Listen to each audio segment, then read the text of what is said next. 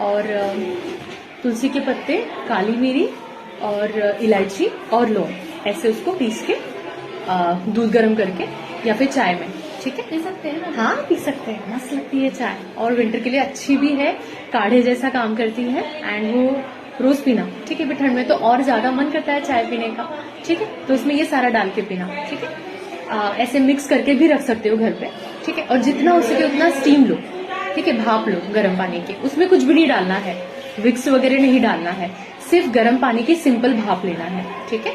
उससे हमारा वो जो ये नोजल जो पाथवे होता है वो ब्लॉक नहीं होगा, वो रिलीज होने में काफी हेल्प करता है, क्योंकि प्रेगनेंसी में हम ज्यादा दवाइयां तो खा नहीं सकते हैं, ठीक है, बट ये सब कर सकते हैं, ठीक है।